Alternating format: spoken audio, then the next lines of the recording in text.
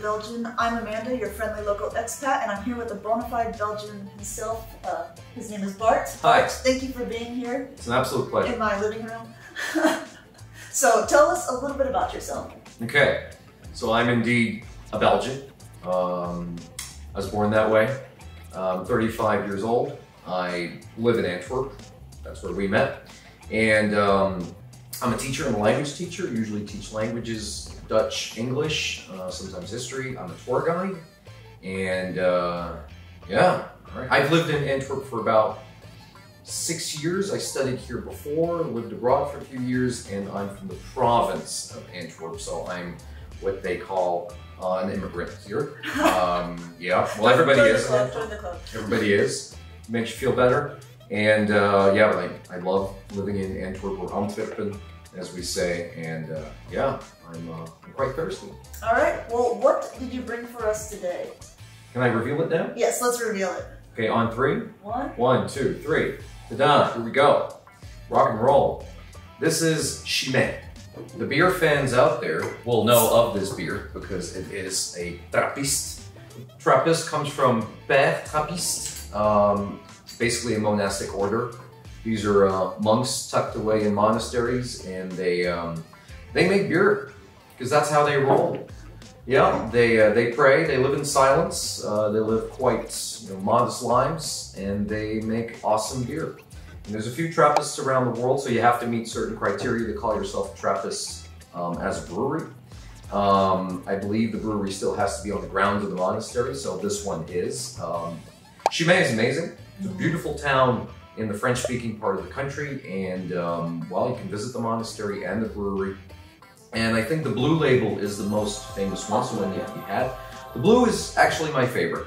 It's also a dark beer, but it's 9% and it's the daytime. So I thought I'd be pragmatic because I can't handle anything over 6%. I thought you were maybe disrespecting my Asian roots. And it's not about you. I couldn't handle it. It's not me. Oh, trust me. I'm sure you can. All right, let's get right into it. So I have to apologize ahead of time. Maybe you can sort of say, but Belgians also have a beer culture where you have to have a specific glass to go with the beer. I don't have these at home. If you didn't know what she was about to say, when she apologized, it means you're not Belgian. Every Belgian knows every beer has its own glass, and we take that very seriously. I used to work in a local cafe until the pandemic, a great bar, and if I ever served, I would say the local Antwerp beer, Bolleke, which comes in a round glass, in a straight glass, I would have been fired. And yeah, that's no joke, actually. And I agree. Yeah. Should have been. Another thing to note as well is, when you're in America and you're pouring beer, if you even had this much head, people would consider it a bad pour. Yeah. But yeah, I've had conversations like that abroad. But over here, it helps to enhance the flavor and enhance the aesthetic of the beer. So that's how we like it. Yeah, cheers. Thanks for bringing Skål. Chimay. Absolutely. So you said you're from the province of Antwerp. Where are you actually from in Belgium? Well, to the English speakers out there, I'm from a town called Duffel, which hilariously is where duffel bags, at least the name comes from historically. We don't make bags in Duffel. You don't have the brand like a big duffel bag? It'd be amazing if there were a big duffel bag factory. That's the town. No, but I believe in the Middle Ages, the town Duffel did produce a specific kind of cloth, and that's what the Flemish are known for. Historically, is making cloth using English wool and then getting filthily rich selling it across the world. And the type of cloth that stupid little town or village at the time produced just made its way into the English language. So duffel coat is really what we're known for. And if you go to Duffel, which is right between Lier and Mechelen, or on a wider scale between Antwerp and Brussels, you can find the local souvenir are biscuits or chocolates in the shape of a coat. And hilariously, if you drive into the town coming from the highway, the first thing you see in Duffel is a statue of a person wearing the coat without a head. I was thinking it was like a Headless Horseman situation. Yes, it is, to emphasize the coat. And not like a massacre that went on in your town. No, Yeah, it looks very wrong, but it's what we do. So I'm from there, you know. So would you recommend people go to Duvel? Or let's say someone only has a week in Belgium. Well, don't go to Duvel if you have a week. I mean, you know, there's plenty of stuff to do. What should you do? Well, in my region though, by the way, if you are from Duvel, no disrespect. It's just that, you know, you have a week in Belgium. Let's not kid ourselves. There's plenty of other things to do. During the lockdown, I kind of, I think all Belgians did kind of rediscovered their own country, and a cute little town that's just next door is Liège. Now, why am I saying Liège? I mean, you know, everybody goes to Antwerp, Brussels, Bruges, Ghent as well. Those are amazing cities, all four of them.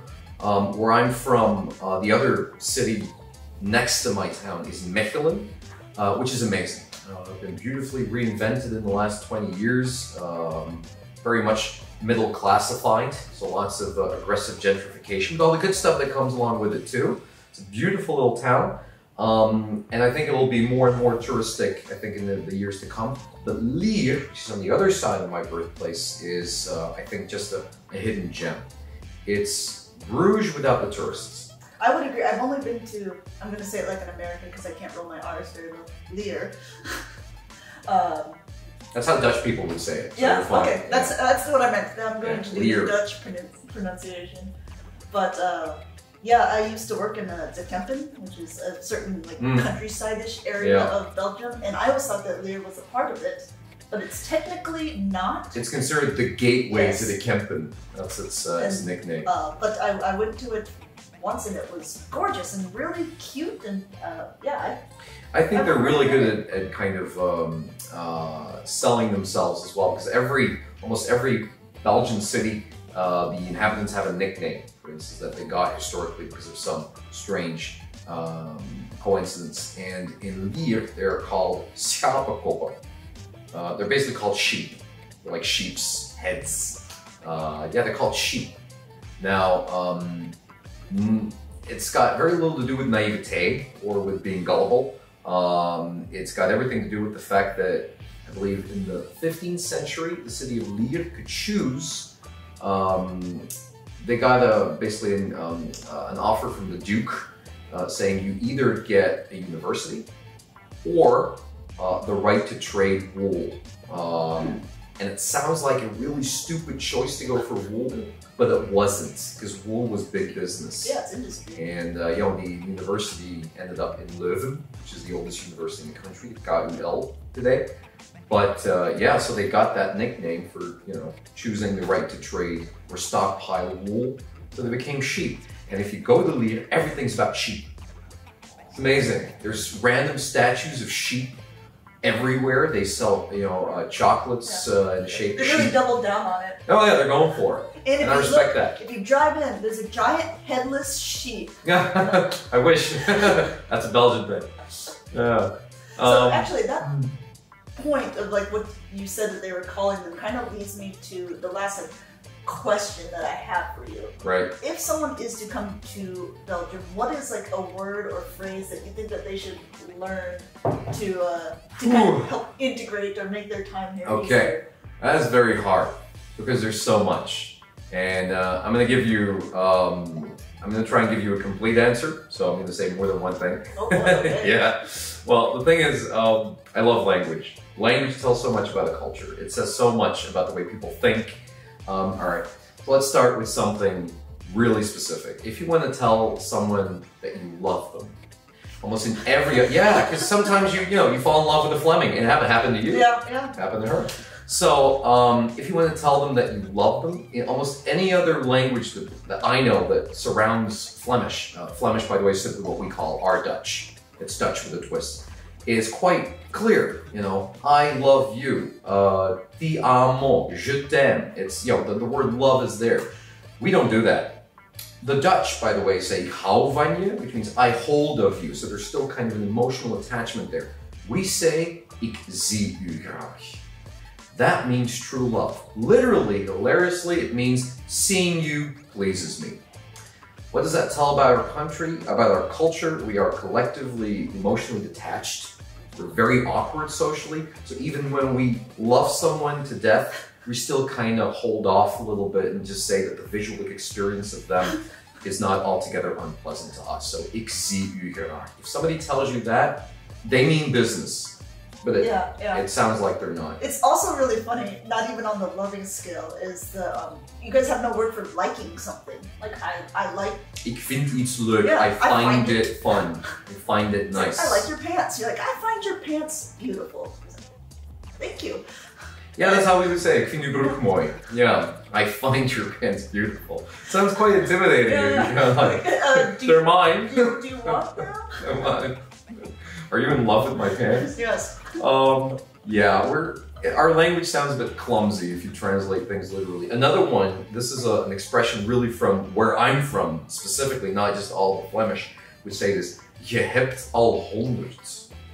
And it means you already have 100, literally. 100 what? It means, I get your point, you know, I get your point. You're, you know, someone's been nagging about the same thing all over and over. You know, je hebt al 100. I know. All right, just leave me alone. I get it. That's a specific one. And I think the other last thing, if you really want to master Flemish, you have to steal French words and pretend you're speaking Dutch. That's the essence of it.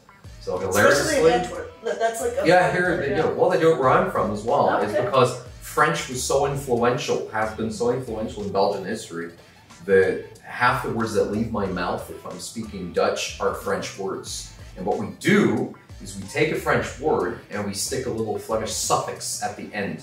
Kus, for instance. So we don't say dankjewel for thank you. We say merci, like the French do, French speakers do. And then we add kus at the end. So we say merci kus. Little things. That's the most Flemish thing you can say. You can have an entire conversation in Flemish without using a French word. Bon, allez, merci, ça va, salut. That's how we do. That's how we roll. That is true. That is true.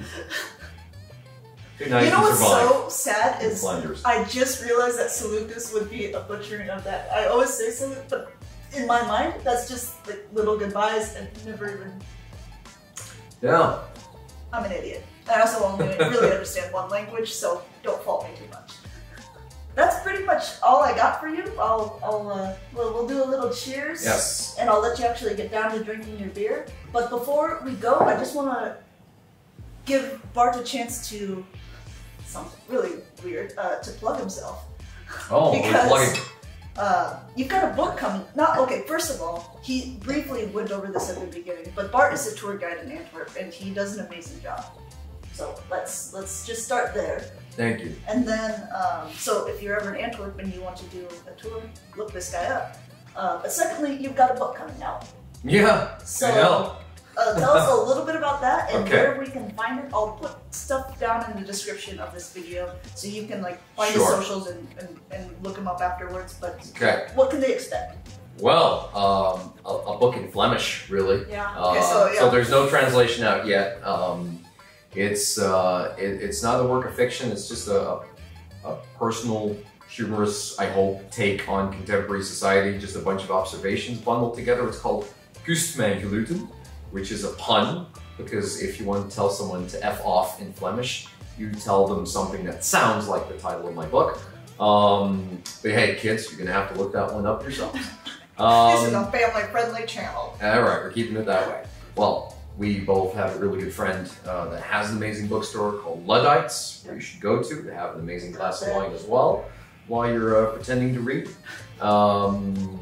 And yeah, it'll be in all major bookstores in Flemish Belgium, hopefully very soon. Thank you for that. Yeah. Yeah. No, thanks for coming on that channel. Oh, I did multiple times. Sorry, child friendly.